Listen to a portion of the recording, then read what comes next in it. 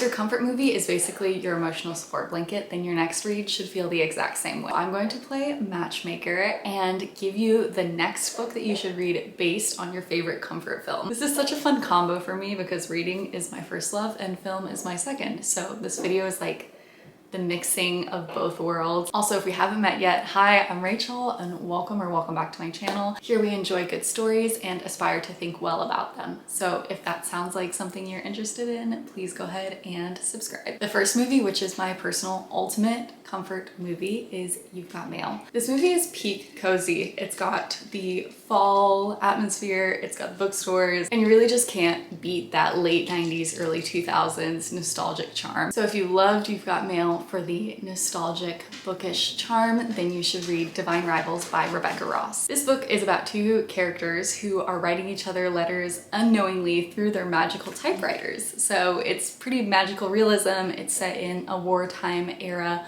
fantasy world, and the romance here is very slow burn, very sweet, a little bit of enemies to lovers, but just very, very charming and fun. If you loved You've Got Mail for the enemies to lovers story and the witty banter, then you should read Book Lovers by Emily Henry. In this story, two people from the book world, I believe they're both publishers, or maybe the guy he does something else, but some sort of professional book job.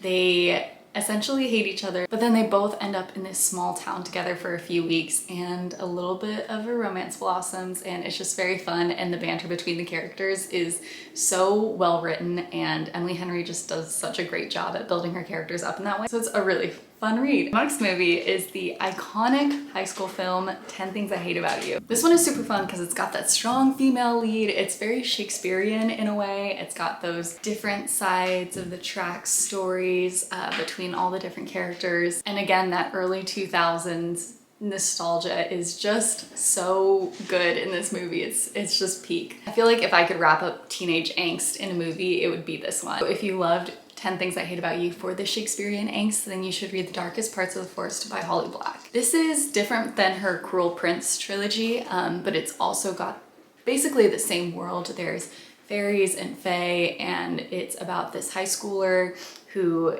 is basically in love with a fairy prince who's been frozen in the forest for her entire childhood, and then one day he's gone and the town is in an uproar trying to figure out what happened. You might be wondering how this relates to 10 Things I Hate About You, but hear me out. I think that the way that the romance between like two people from different sides of the tracks is very much like that Kat and Patrick romance, and then especially the Shakespearean elements, I just feel like it ties in so well. So if you're doubting me, just go ahead and read Darkest Parts of the Forest and then come back and tell me I'm wrong. If you love 10 Things I Hate About You for the different sides of the tracks romance, then you should read A Million Junes by Emily Henry. A Million Junes is basically about a Romeo and Juliet type of story. There's two families that hate each other, and the guy and the girl have this romance blossoming. It's also magical realism, so beautifully woven throughout the story. It's got the high school setting, much like 10 Things I Hate About You, and this is seriously one of my favorite YA novels. The next movie on the list is Mamma Mia. This is such a fun summer movie. Some of the major themes in this movie are that family drama, a bit of chaos, and the wedding trope, the sweet romance, and sunny beaches. So if you loved Mamma Mia for the chaotic family drama, then you should read The Summer of Broken Rules by K.L. Walter. This ties in really closely because there's that emotional relational aspect to it, but it's also set on the beach, but it goes into deeper themes of family, which I think is that sweet, more thoughtful side of Mamma Mia, which you get in songs like Slipping Through My Fingers. If you love Mamma Mia for the nostalgic, fun summer vibes, then you should read The Summer I Turned Pretty by Jenny Han. This is kind of a cliche, I know, but the TV show does not do the book justice. I feel like the book is a lot more nostalgic and just makes me feel like I'm in high school again and going to the beach with my friends, and I've never been to a fancy vacation house in like the East Coast, but Jenny Han makes me feel like I have. It's also got that sweet romance to it. I know the main character can be so frustrating with the romance aspect of it, but it just has that like nostalgic feeling to it. Next up we have The Princess Bride, and this has been the movie that anytime anyone would ask me what my favorite movie is, I would always say The Princess Bride because I just grew up watching it. It's got the witty romance, adventure, humor. It really doesn't take itself too seriously, which is what I really love about it. It's got almost every single element that you could ever want in an adventure story. So if you love The Princess Bride for the swashbuckling romance side of it, then you should read Caraval by Stephanie Garber. This was one of my favorite books last year. The entire series just like took my life by storm. I spent like 2 months just reading through everything Stephanie Garber has ever wrote, but Caraval really started it off because it's got this like adventure romance to it. The male main character of the first book is very much that like brooding Wesley type character, and the romance is just super sweet. But if you love The Princess Bride for the humorous adventure aspects of it, then you should read Trust of the Emerald Sea by Brandon Sanderson. This is actually so funny because I wrote this script and I tried to do this video last week, but then I had to redo it because my dog was making so much noise in the background.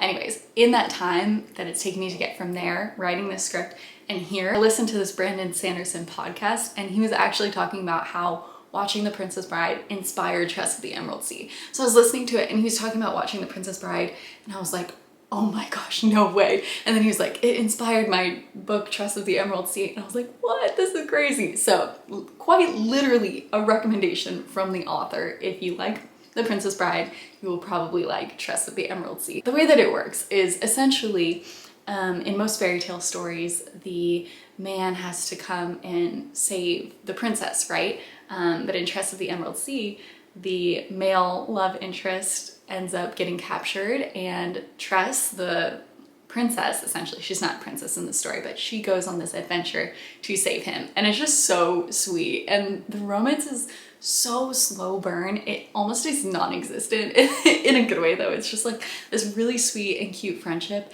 And it just like blossoms, and it's so fun. And just the way that he writes is very witty, very reminiscent of the humor in Princess Bride. So I could talk forever about this one, but we'll move on. Okay, the last movie on my list is Spirited Away, or anything Studio Ghibli. The vibes here are magical, whimsical, otherworldly, just stories that feel like a warm blanket. I didn't break down these books into tropes. I just am gonna give you 2 books that I think feel like a Studio Ghibli film. The first one is The Girl Who Drank the Moon by Kelly Barnhill. I will talk about this book until the cows come home. This is like my favorite middle grade book. It is a fantasy story about this town that essentially sacrifices a baby to the witch forest, and that is so dark, and it sounds like it would be really dark, but the witch ends up being this benevolent caretaker, and there's a lot of found family themes, magical creatures, and just the sense of like people are not who you would think that they are, and like the distinction between good and evil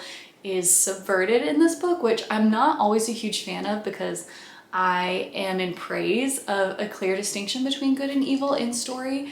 But I think, like I said before, Barnhill just does such a good job with the content. It's so worth the read. And it's just very magical and an extremely lyrical novel. It feels like an epic poem. The other book that I have on my list for this is The Graveyard Book by Neil Gaiman, another one of my favorite middle grades. And this is a story about a young boy who wanders into a graveyard and is kept safe there. The ghosts, they take care of him, they give him the power of the graveyard, and he's able to see the ghosts and live amongst the ghosts. And it's just kind of a coming of age, growing up story about putting your youth behind you and learning and adventuring as a young boy. It's just so sweet and so magical.